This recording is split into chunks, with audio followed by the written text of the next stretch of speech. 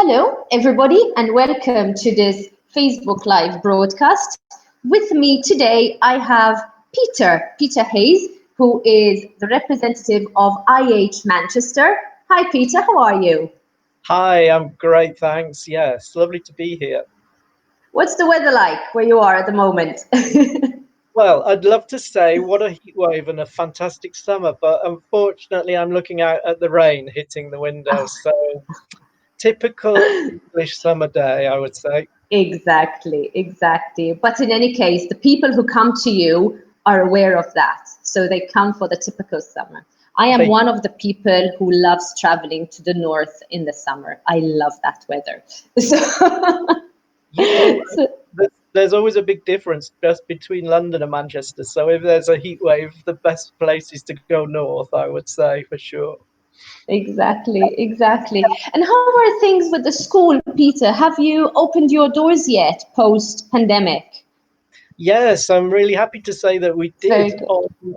on Monday. It was wonderful, and we did a sort of phased reopening because we wanted to do that to make sure everybody felt safe as well as make sure that they would be safe. So we started with 1 week where all the staff came back, and that was great because everybody got back together, and then we could get used to the safety and how we would manage it the week afterwards when we started to allow the students to come back in. So from Monday, we've had our first students back in, and it's really nice. It's really good. And how many students did you welcome to the school on Monday? Yeah, there's about 6 to 8 students who've come in this week, and we've got some Okay. new arrivals coming at the weekend. But it's interesting, we've had students who've been with us before the lockdown and they've stayed with us all the way through in Manchester, and they were really keen to come Okay. back to school. So they've been asking us, when are we going to be Ah, back? So it's been nice. okay. In fact, that was going to be my next question. Obviously, you opened your school on Monday, but your school has continued to deliver lessons online.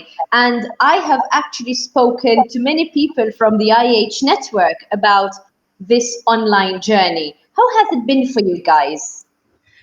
Well, the move to online went really well. I'm really pleased to say, and that's down to the teamwork that we've seen at IH Manchester. It's been incredible, and it extends beyond just the staff. And I'll talk about that later. But we reacted quickly. We were watching colleagues in Italy, and we could see what was happening.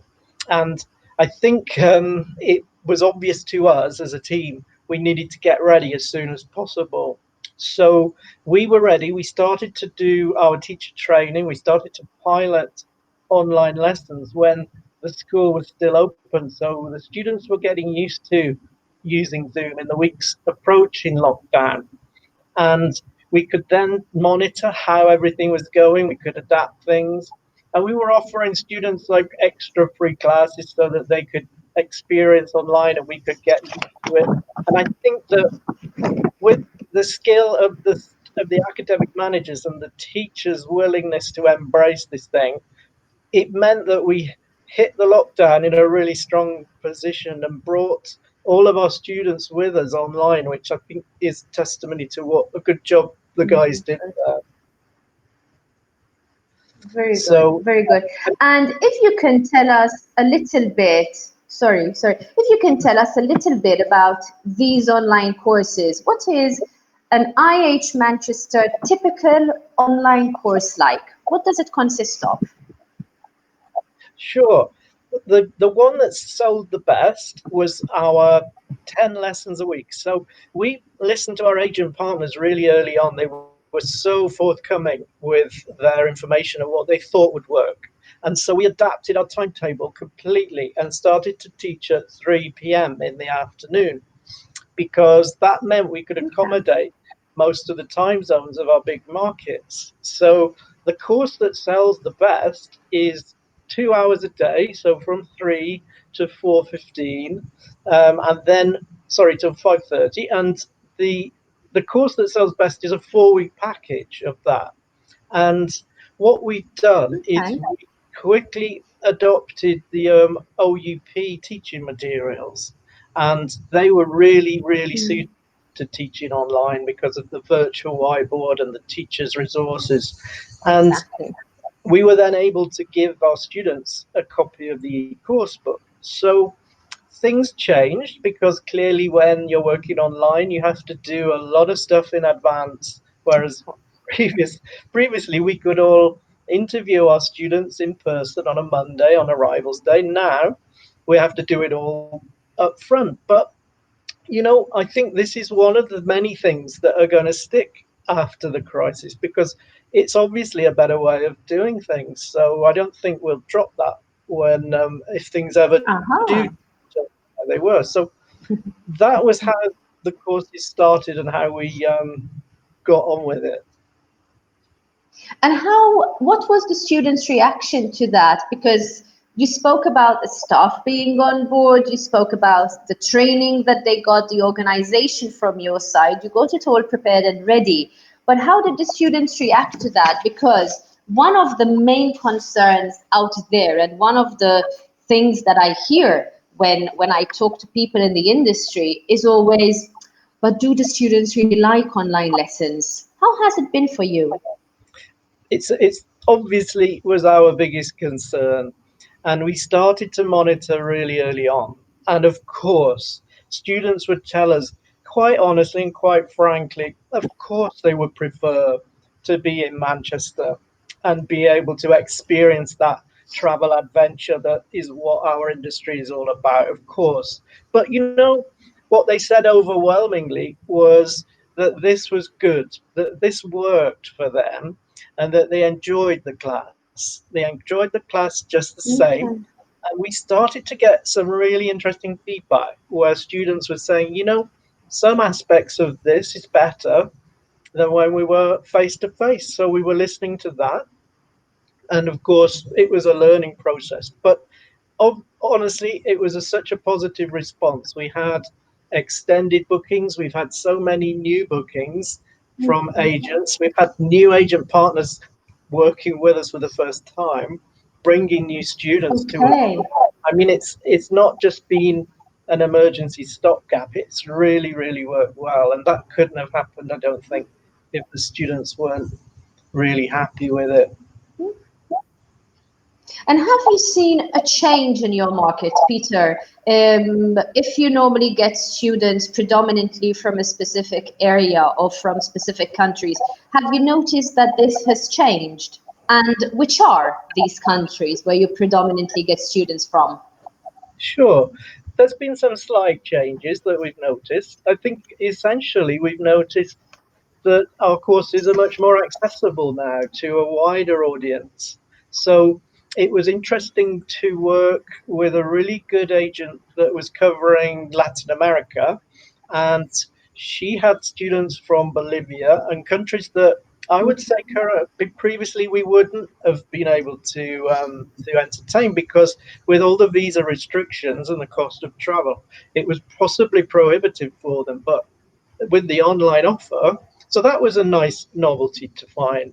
But then some of the things have remained the same because IELTS preparation was always a strength of ours, with Manchester being a big Okay. university city. And so that demand has continued. And of course, with the Middle Eastern states who are preparing their students for university in the UK, that's continued. So there has been, I would say, another interesting trend was that some of the more mature students who are working, so students who are wanting English for professional and business reasons, that was suddenly more popular, and from European countries. So that was a slight change, yeah. Okay, okay. And do you see this kind of moving forward? Are there, because you mentioned before, you said we're not going to let this go completely. So, what are the things that you have perhaps learned, if we like to use that word, during this period that you're going to retain when things go back to normal? And I say when, not if, because I believe they will. That's fine. That's fine.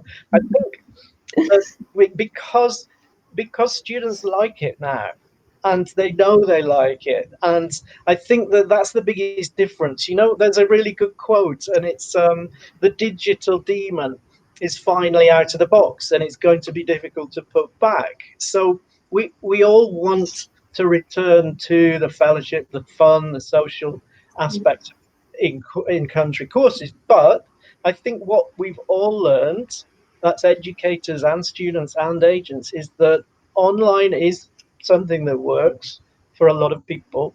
It is here to stay. And, you know, we're not just continuing, we're actually developing our offer now. We're looking at 100% online self study courses. We've got those lined up, Okay. ready to roll out. We're already looking now at then having blended learning. So we can use the same course, which is branded IH Man IH, and that online offer can be very easily combined with some one-to-one online lessons, which is a blended model that students can follow. And I think it's really opened up a whole new world of opportunities for us, and we're really excited about that. Okay. So, for the benefit of perhaps those agents who are watching this live broadcast, and I'm going to open a slide bracket over here, Peter, if you just give me a few seconds. If there are any agents who are watching this broadcast who have questions to ask to Peter, feel free to drop them in the comments box over here, and I will ask them to Peter directly. So you will get your answers here live as well. So that is for the sake, for the benefit of those people watching us. But Peter, back to you. So for these agents, can you perhaps outline the new courses that IH Manchester has started offering or is going to start offering? Sure. I think it's probably a good point to talk about the hybrid classes. People are talking about hybrid, and the definition we're using is that face-to-face students in class with the teacher are then being taught alongside online students on Zoom. So the same lesson, which combines both groups participating in the same class. So you will have in these hybrid classes, you have students who are in the classroom attending face-to-face lessons, and they are accompanied by students who join the lesson via Zoom, you said. Absolutely, and we started that already. We've been we've been practicing that before Monday, but this week we've actually had our paying students in class working alongside the Zoom students, and I'm really happy to say that it's gone down extremely well with students in class and students on Zoom. So we always set out to think that the basic standard we had was we mustn't detract from the face-to-face experience because that wouldn't be acceptable. So with the technology that we've used and the training that all the staff have had, it's meant that they're actually now effectively having a coordinated cohort so that you've got interaction between the students online and the students in class. And really interestingly, okay, the students online are telling us this is such a better experience than the regular Zoom class because somebody described it. It's like the difference between peering through the window into a classroom and feeling that you're actually in the classroom. It's really wonderful to see. But that's been a really exciting thing to see it happening day by day this week. And I was speaking to John, who's our principal, he's a fellow director, and he said he taught a class yesterday afternoon, and he said it was just great because I wanted his opinion so that I could tell Of people course. directly. So it's so exciting because it's not really happened before now. So we're learning Mhm. things as a company that we can then use to improve. Because the big challenge, of course, is how do you facilitate the two cohorts of students Of becoming course. one? And that's something that the teachers have really amazed us by how effective they've been in achieving that so quickly. So it's fascinating. And are you offering these hybrid classes at all levels? Or Yes, are there, okay, even beginners? we do have a beginners class. At the moment, we've Wow. rolled 3 classes. Our beginners class, we're looking at bringing that into the hybrid model next week or the week after, Okay. because the easier levels were pre-int upwards, so possibly from A2 upwards was always the Exactly. best. But yeah, it does work for beginners too. Wow. Okay. And how many students do you have who are face to face, and how many students who are in attending via Zoom? So how big is the class in Yeah, general? that's quite simply a typical class. We've got 3 students face to face with the teacher, which of course that allows them to be safely socially distanced.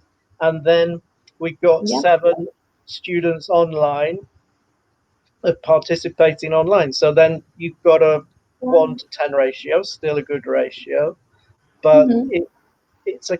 it's amazing to see really how it works, because all the interaction patterns that you would imagine that Yeah. you would want to achieve with 10 students, you can do that effectively in the classroom.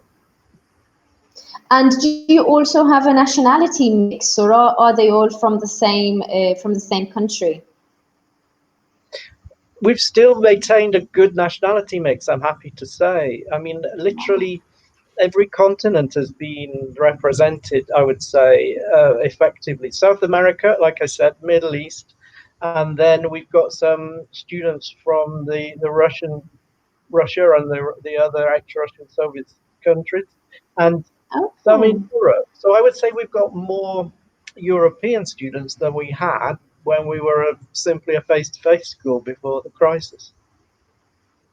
No, that is interesting because you would imagine that people from Europe, since they're staying in the same continent, would find it easier to travel.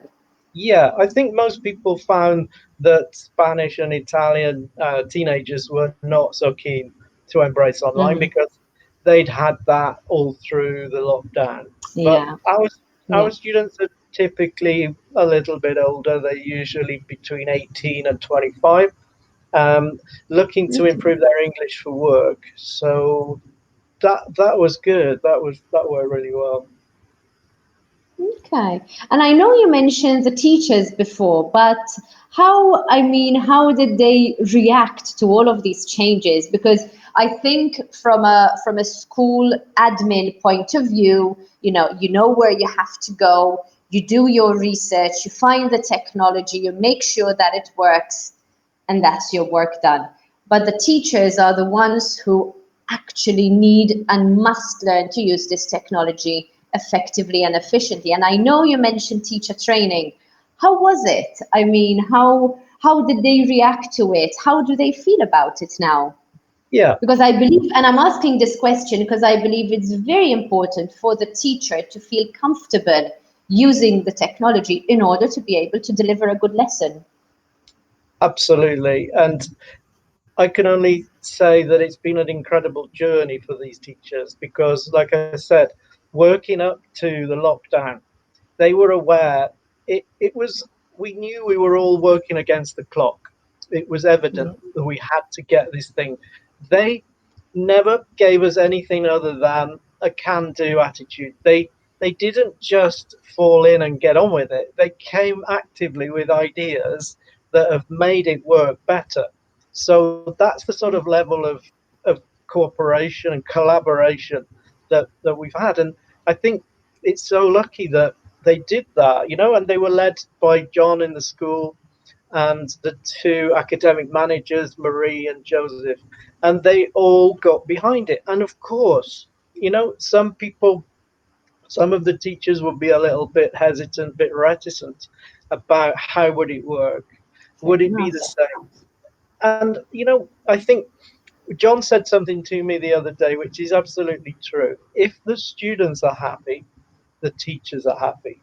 So if the students are enjoying the classroom environment and how things are going, then that's all the teacher wants, because teachers want to do the Exactly. best job they can. So That's been Definitely. really good. The teachers now continue to, input into. There's some ideas that we've had just today. We've been discussing further improvements, and that came from a teacher who took the time to make a presentation on PowerPoint and present it to John. And it's amazing. We couldn't do it without that level of dedication. Mhm. And teamwork. Because I think throughout all of this period, if there is one thing that we've learned, it's that we cannot do anything without the help of each other. I think it's been incredible on that front. Yes, absolutely. And I think people nowadays are talking about co-creation. I don't know if you've heard this co-creation where it's not just the educator that comes up with a course and then tries to persuade everybody. The idea for the course has come from all the different stakeholders, the students, the parents, Mhm. the agents, the teachers. And I think co-creation is the buzzword now, that everybody has realized that we can be much stronger together. And I think this is a Mhm. really concrete example of how that actually works for the better, for sure. Definitely, definitely. And moving forward, Peter, where is IH Manchester going from here? So we know that you are going to retain certain aspects of the online. You launched your hybrid classes just on Monday this week. Yeah, What's next for you guys? Where are you going from here? I mean, the sky's the right. Well, limit. yeah, well, I mean, you've got to continue to forge ahead, because we all know that students, what they accept now as digital learning, their standards are gonna rise. They're gonna demand more. And so I think it's really incumbent on us as educators to be at the forefront, to be anticipating, to be improving things now as expectations rise. So we're looking currently at platforms that allow us to have a learner management system to streamline the journey for the student into the online class. And that sort of innovation is another thing that's typical of this crisis. This crisis has driven possibly a decade of innovation in a few months. And that means that all the things that we can improve, if we could improve the student interface for our online students, it means that we can do the very same for our face-to-face students. So their journey into school, that customer journey, is much, much more streamlined and efficient. So we're looking at possibly having an app that students can then click through and see their timetable.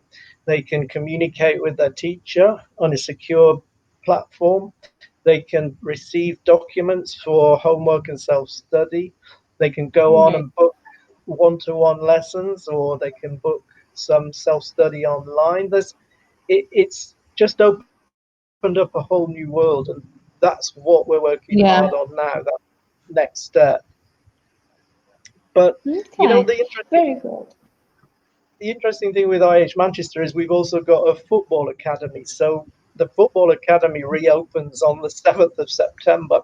We're expecting possibly 25 young players who will be enrolling then. We've got those bookings. So that's another aspect of what we do that we've had to be working on with the football Okay. coaches and the football team. And how is that going to work with the social distancing, with the safety precautions? Yeah, we've been following the FA, because the FA submitted plans to the government how they were going to adapt things safely for play. And that's gently relaxed as the weeks have gone by in the summer, to the point where everyone is now ready to play matches. I mean, if you'll know that the Premier League were the guinea pigs really for this. I mean, they were leading the way. as Yeah. as everybody became confident that that was working and people were staying safe, then the rules have been relaxed for all the leagues and the levels below. So it's Yeah. been interesting to watch that. But yeah, we're all ready to do that and to do that safely. But full training's possible, and match play will be possible. So that's great. It's been a long time for our players to have been off the training ground. You know, we've I been can putting imagine. out. I can imagine how Yeah, eager they are to get back to it. Yeah. Ah, that is really. so nice. That is fantastic. Peter, if you have one message to, to start bringing this to a close, to the agents who are watching us, to the industry players who are watching us, why should agents work with IH Manchester? Co-creation and collaboration. Like I said before, we are more keen than ever to work with agents. We've had weekly webinars with our agents that have developed into two-way meetings. So we presented what we're doing, how we've listened, and how we've adapted. So we're looking to work with agents who want to work with us on that basis, who want to be able to tell us how they feel their market's moving so that we can then adapt how we work. And we're resilient. I mean, we're an agile and Okay. resilient company. And I think it's going to be really important going forwards that agents, students, and parents have confidence in a school that it can adapt to all the conditions. And like you, I want the old normal to come back. I want the parties, the fun, the social life. Of course, that's what we all love. However, we've got to be realistic. We've got to be pragmatic. There's possibly going to be a few stumbles and turns on the way, and we have to be able to adapt to that. And I think Of course. that's what I Of would say. course. We're a resilient and agile organization that's set up ready for anything that is coming in the next year or two for sure. Mhm. And I think the way you have handled all of this, the efficiency with which you have developed, the speed with which you have done it, and also the fact that you were proactive, because I think that is a very, very important thing in this situation. You were proactive. You didn't wait to see what was going to happen in your country. You looked outside of your country and you went and you did what was necessary in order to be ready. And I think that is an extremely important sign and an extremely important point for people to take note of, because an organization, a business, a school, whatever it is, that is proactive means, to me, this is my opinion, means that it is reliable, because it will always be ready to face any challenges that it might come across. So honestly, my congratulations for that to you and your team and to all of IH Manchester, Peter. Big well Thank you done. ever so much. That's Right, very kind. Peter, we have come to the end of our 30 minutes. I did promise you that this would fly by, and it really did. So many interesting topics to talk about. I'm sure that the people who have been watching us and listening to us have listened very carefully to what you had to say. From our side, guys, we will be tagging, and Lynn has been tagging IH Manchester in her post. So I do encourage you that if you have any questions about anything that Peter has spoken about, do get in touch with the team at IH Manchester. I can vouch for them. They are extremely efficient. So your questions will definitely be answered. Get in touch with them. They really are an amazing team. From my end, Peter, thank you very much for being with us. And I really do look forward to seeing you face to face, hopefully in the near future. Thank you ever so Thank you much. for taking the time to speak with us. Thank you ever so much. It's been wonderful. And just to say that International House is a wonderful organization. The collaboration and support has been paramount. So I didn't want to miss that. Yeah, no, and it is something that we at Schools and Agents are always harboring about, because as an organization, we've worked with International House for many, many years. And this, this comradeship, this team, this feeling of team, this feeling of family, not even team, that Yeah, you feel in this network is truly amazing. it's been absolutely incredible. Schools working together on online social activities, sharing ideas, sharing teacher training. absolutely phenomenal. I've never known anything like it, and we couldn't have done it without the IH family. Absolutely not. That is true. Like we always say, together we are stronger. And I think, this period has been solid proof of that. Absolutely. Thank you very much, Peter, for your time. This brings us, guys, to the end of our live broadcast today, but stay tuned to our social media because we will be sharing across different platforms. Thank you very much, and we'll see you tomorrow with our next live broadcast. Good evening, everyone. Bye bye.